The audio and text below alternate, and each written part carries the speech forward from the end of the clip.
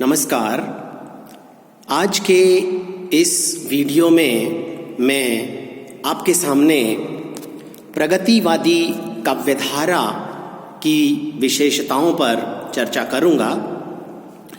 प्रगतिवादी काव्य का उद्भव यदि हम देखें तो कहते हैं कि छायावादी काव्य की प्रतिक्रिया के स्वरूप हुआ। प्रमुख आलोचक डॉक्टर नामवर सिंह का इस संदर्भ में कथन है कि छायावाद के गर्भ से सन 1930 के आसपास नवीन सामाजिक चेतना से युक्त जिस साहित्य धारा का जन्म हुआ उसे सन 1936 में प्रगतिशील साहित्य अथवा प्रगतिवाद की संज्ञा दी गई।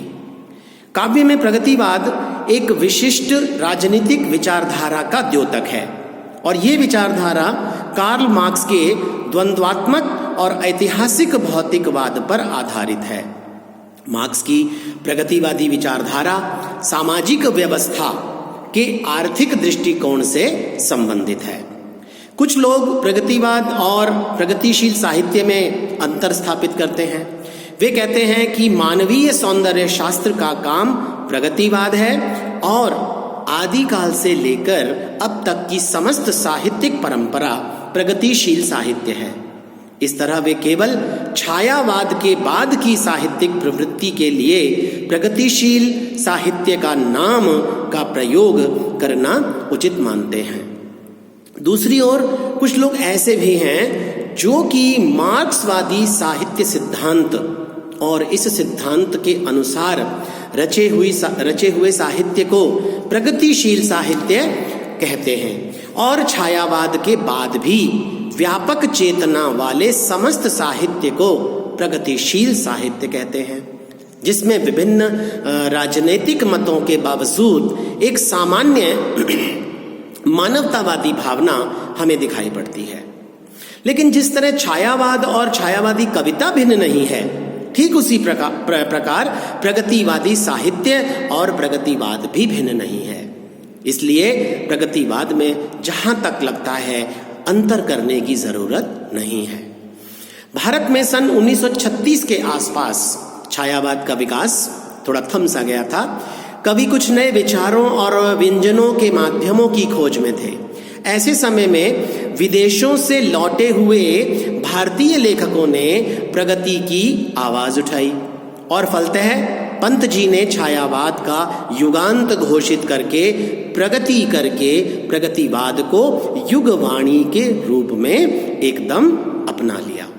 प्रगतिवाद के प्रति प्रारंभ में जितनी ललक कवियों की रही उतनी उपन्यासकारों की नहीं रही।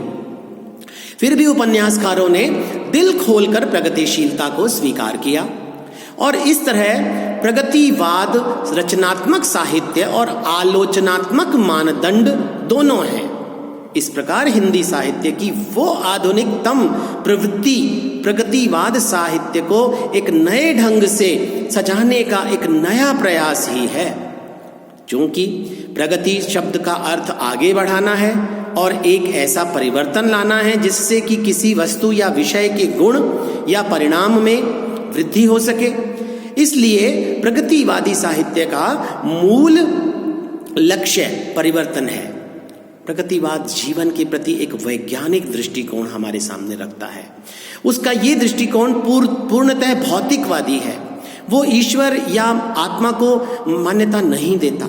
वह साहित्य में व्यक्त पर समाज की सत्ता का अंकुश चाहता है। रूढ़ियों का विरोध करता है हमारे सामने प्रगतिवादी साहित्य।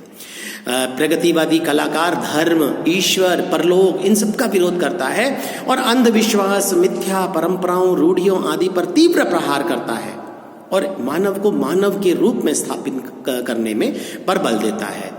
उनका देखिए एक कवि की मैं कुछ पंक्तियां आपके सामने रख रहा हूं। भ्रांत यह अतिरंजित इतिहास, व्यर्थ के गौरव गान, दर्पण से एक महान अर्पण सुख म्लान, किसी को आर्य अनार्य, किसी को हवन, किसी को हूण यहूदी द्रविड़, किसी को शीश, किसी को चरण, मनुज को मनुज न कहना आह, मनुज को मनुज न कहना आह। शोषकों के प्रति इस कविता में आक्रोश की भावना है। प्रगतिवादी कवि का विश्वास है कि जब तक पूंजीवाद रहेगा तब तक समाज का शोषण होता रहेगा। वह पूंजीवाद के पोषकों, व्यापारियों, जमींदारों और सूदखोरों के प्रति घृणात्मक भाव भी रखता है। जीवन की वैषम्यता को बड़े नजदीक से देखते हैं ये कवि। एक और उन्होंने श्वानों को दूध पिलाते हुए देखा और दूसरी तरफ दूध के लिए तड़पते हुए छोटे छोटे गरीब निर्धन बालकों को देखा। तो दिनकर जी की भावभूमि इसी तथ्य को प्रकट करती है। श्वानों को मिलता दूध वस्त्र, बच्चे भूखे अकुलाते हैं, माँ की हड्डी से चिपक ठिठुर जाड़ों की रात बिताते हैं। मालिक जब तेल फुलेलों पर पानी सा द्रव्य बहाते हैं, पापी महलों का अहंकार देता मुझको तब आमंत्रण। इस प्रकार से वे पूंजीपति वर्ग के प्रति उनके हृदय में जो स्वाभाविक आक्रोश है और घृणा का भाव है वह पैदा होता है। इतनी ही उनके हृदय में शोषकों के प्रति सहानुभूति की भावनाओं की अभिव्यक्ति के साथ साथ क्रांति की भावना भी दिखाई पड़ती है। नवीन क्रांति का स्वर इस युग के कवियों में हमें दिखाई पड़ता है। प्रगतिवादी विचारधारा के पोषक कवियों ने क्रांति को एक नए स्वर में हमारे सामने प्रस्तुत किया है। उनकी वह क्रांति पूंजीपतियों के प्रति खुला विद्रोह है। कभी कुछ ऐसी तान सुनाओ जिससे उथल पुथल मच जाए। और पंत जी कहते हैं, आ कोकिला बरसा पावक कण, आ कोकिला बरसा पावक कण, नष्ट भ्रष्ट हो जीर्ण पुरातन। ये कवि सामाजिक पदार्थ को प्रस्तुत करते हैं और इसके माध्यम से अपना मानवतावादी दृष्टिकोण हमारे सामने रखते हैं। ईश्वर की तुलना में वे मानव को महत्व देते हैं। मानव और मानवता, ये दो चीजें जो लुप्त होती जा रही हैं, इस पर वे बल देते हैं। जाने कब तक घाव भरेंगे इस घायल मानवता के, जाने कब तक सच्चे होंगे सपने सबकी समता के। ऐसा इस युग के कवियों ने कहा। प्रेम और वेदना की बात भी ये कवि करते हैं। इन कवियों को प्रेम और वेदना छायावादी काव्य की तरह दुरूहता पर आधारित न होकर सामाजिक कार्य की भावभूमि पर आधारित है। केदारनाथ अग्रवाल की प्रणयानुभूति में उनका यथार्थ दृष्टिकोण हमें परिलक्षित होता है। दो पंक्तियां मैं आपके सामने रखता हूं। तेरी तो सुधि आती प्यारी, तेरी तो सुधि आती प्यारी, वैसे ही सुधि आती जैसे नंदन वन की मृग को रह रह कर सुधि आती। तेरी तो सुधि आती प्यारी। अभिव्यक्ति की यदि विशेषताओं की बात करें तो प्रगतिवादी काव्य का अभिव्यक्ति पक्ष भी अनुभूति पक्ष की तरह ही बहुत पोषक रहा है प्रगतिवादी विचारधारा को आगे बढ़ाने के लिए। प्रगतिवादी कवियों ने अपनी विचारधारा को बहुत सरल और सहज भाषा के माध्यम से आम आदमी तक पहुंचाने की कोशिश की है। प्रगतिवादी काव्य में वस्तु प्रधान बिंबों का प्रयोग हम देख पाते हैं और वे अपनी सरलता से ही काव्य सौंदर्य को बढ़ाते भी हैं। छंदों की दृष्टि से प्रगतिवादी काव्य में परंपरागत और मुक्त छंद दोनों को ही प्रयोग किया गया है। रूढ़ उपमानों का परित्याग करके नए नए रूपक, नए नए उपमान आदि से वे अपने काव्य के कलात्मक सौंदर्य की श्री वृद्धि करते हैं।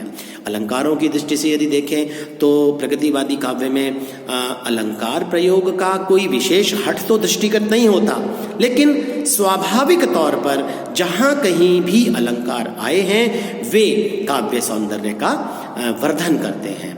इस प्रकार के विवेचन से हम यह कह सकते हैं कि प्रगतिवाद जीवन के प्रति एक वैज्ञानिक दृष्टिकोण को लेकर चला और उसका ये दृष्टिकोण पूरी तरीके से भौतिकवादी रहा।